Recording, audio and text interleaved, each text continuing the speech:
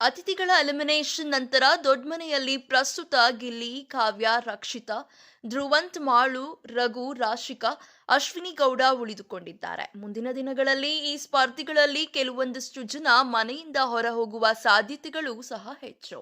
ಏಕೆಂದರೆ ಈಗಾಗಲೇ ಫಿನಾಲೆಗೆ ದಿನಗಣನೆ ಶುರುವಾಗಿದೆ. ಇದರ ನಡುವೆ ಈ ವಾರ ಫ್ಯಾಮಿಲಿ ರೌಂಡ್ ನಡೆಯಿತು. ಹೌದು, 8 ಸ್ಪರ್ಧಿಗಳ ಕುಟುಂಬಸ್ಥರು ಬಿಗ್ ಬಾಸ್ ಹೌಸ್ಗೆ ಸರ್ಪ್ರೈಸ್ ವಿಸಿಟ್ ನೀಡುವ ಮೂಲಕ ಅಚ್ಚರಿ ಮೂಡಿಸಿದರು. ಭಾವುಕತೆ, ಕಣ್ಣೀರು, ಖುಷಿ ದೊಡ್ಮನೆಯಲ್ಲಿ ತುಂಬಿತ್ತು.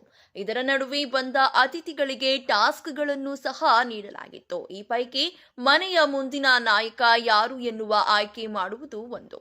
ಈಗಾಗಲೇ ಗಿಲ್ಲಿಗೆ 4 ವೋಟ್ ಸಿಕ್ಕಿದ್ದು ಬಹುತೇಕ ಮುಂದಿನ ಕ್ಯಾಪ್ಟನ್ ಅವರೇ ಎನ್ನಬಹುದು. ಇದರ ನಡುವೆ ಮನೆಯಲ್ಲಿ ಅಸಮಾಧಾನದ ಹೇಳಿಕೆಯೊಂದು ಹೊರಬಿದ್ದಿದೆ. ನಿನ್ನೆ ರಾತ್ರಿ ರಕ್ಷಿತಾ, ರಘು ಮತ್ತು ಸೂರಜ್ ಗಿಲ್ಲಿಯ ಬಗ್ಗೆ ಮಾತನಾಡುತ್ತಿದ್ದರು. ಆಗ ರಘು, ನೋಡು ನೋಡು ಗಿಲ್ಲಿ ಎಷ್ಟು ಖುಷಿಯಾಗಿದ್ದಾನೆ, 4 ವೋಟ್ ಬಿದ್ದಿದ್ದೇ ತಡ ಫುಲ್ ಆಕ್ಟಿವ್ ಆಗಿದ್ದಾನೆ ಅಂತ ಹೇಳ್ತಾರೆ. ಈ ಮಾತಿಗೆ ರಕ್ಷಿತಾ ಸಹ ನಗುತ್ತಾಳೆ. ಆದರೆ ಸೂರಜ್ ಗಿಲ್ಲಿಯನ್ನು ಕ್ಯಾಪ್ಟನ್ ಮಾಡೋಕೆ ಅಂತ ಬಿಗ್ ಬಾಸ್ ಪ್ಲಾನ್ ಮಾಡಿದೆ ಅಂತ ಹೇಳುತ್ತಾರೆ. ಇದೀಗ ಸೂರಜ್ ಈ ಹೇಳಿಕೆ ಗಂಭೀರ ಸ್ವರೂಪ ಪಡೆದುಕೊಂಡಿದೆ.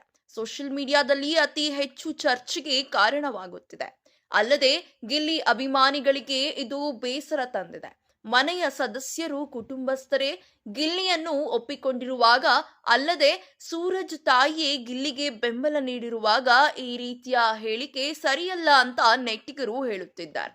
ವೀಕೆಂಡ್ನಲ್ಲಿ ಕಿಚ್ಚ ಈ ವಿಚಾರವಾಗಿ ಏನ್ ಹೇಳ್ತಾರೆ ಅಂತ ಕಾದು ನೋಡಬೇಕಾಗಿದೆ.